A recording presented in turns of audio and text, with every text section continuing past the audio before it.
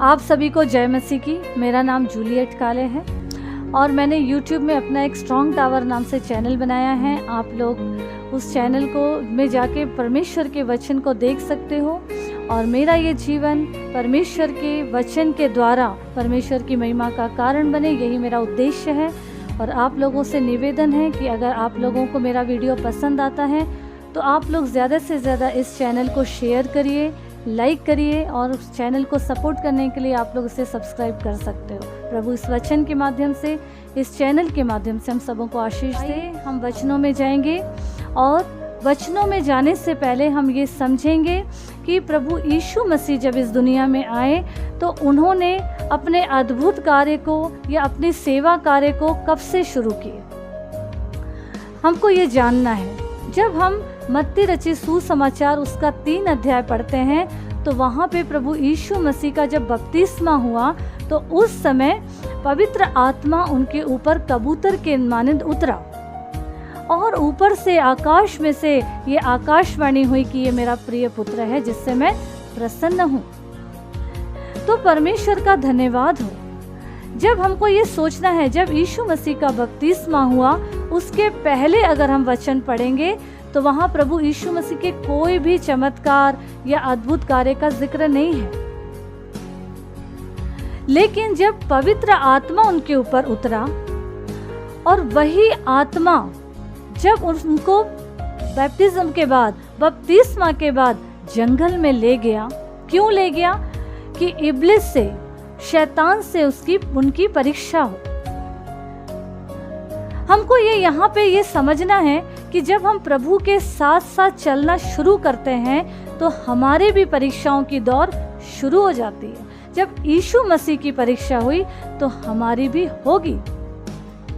लेकिन हम प्रभु में बने रहेंगे तो ये सच है कि हम हर परीक्षाओं से उबर जाएंगे। पर हम प्रभु के साथ चलें तो अब हमको ये समझना है, जब आत्मा प्रभु यीशु मसीह को जंगल में ले गया और इब्लिस के द्वारा जब उनकी परीक्षा शुरू हुई तो इब्लिस जो है शैतान, वो भी पूरे वचन को जानता है और उसने प्रभु यीशु मसीह से जो तर्क वितर्क किया वो कैसे किया? वचनों के द्वारा। और प्रभु यीशु मसीह ने बेमतलब की कोई बातों को नहीं करते हुए वचनों से ही जवाब दिए।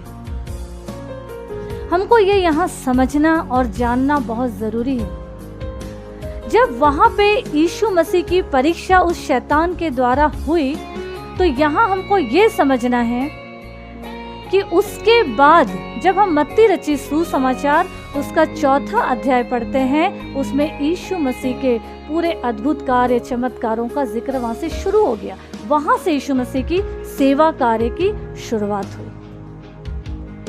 हमको ये जानना है कि प्रभु यीशु मसीह जब वहां से 4थे अध्याय से सेवा कार्य शुरू किए, उनको ये समझ में आ गया कि पवित्र आत्मा कितना जरूरी है। क्यों जरूरी है पाना? क्योंकि जब शैतान से उनका टकराव हुआ तो उनको ये लगा कि ये एक बलवंत है, ये दुष्ट शक्तियों का एक ताकतवर, एक बलवंत शक्ति है जिससे टकराने के लिए, जिससे युद्ध करने के लिए हमको होली स्पिरिट की, पवित्र आत्मा की आवश्यकता है अपने जीवन में। तो हमको ये जानना और समझना बहुत ज़रूरी है प्रियों कि हमारे जीवन में भी परीक्षाएं आएंगी और जब हम प्रभु के साथ साथ आगे चलते जाएंगे, प्रभु के राज्य की उन्नति के लिए आगे बढ़ते जाएंगे तो हमारे जीवन में भी कई परीक्षाएं आएंगी। लेकिन हमको हिम्मत से आगे बढ़ते हुए जाना है। हर एक चारों तरफ से, चाहे घर से हो, परिवार से हो, समाज से हो, अड़ोस पड़ोस से हो, दोस्तों से हो, किसी से भी हो, हमारा जीवन परमेश्वर के राज में जब बढ़ेगा तो वहाँ से रुकावटें आ सकती है।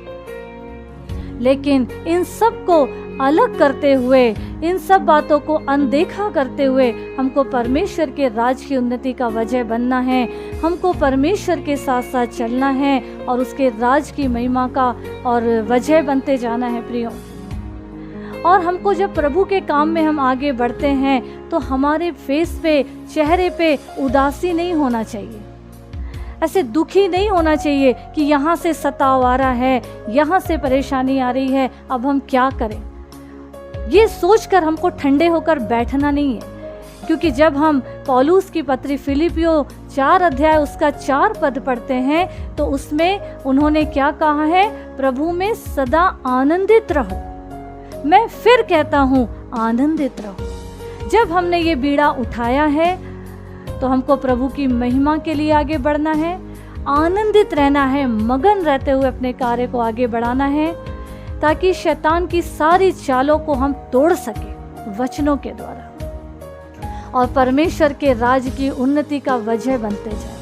प्रियो, हमको ये जानना और समझना बहुत ज़रूरी है कि परमेश्वर ने, प्रभु यीशु मसीह ने अपने सेवा कार्य को जब पवित्र आत्मा को पा लिए तब सेवा कार्य को शुरू किए, और हमको भी अपने जीवन को पवित्र बनाना है और पवित्र आत्मा के माध्यम से उसको अपना शिक्षक बनाकर प्रभु की महिमा का कारण बनते चले जाना है।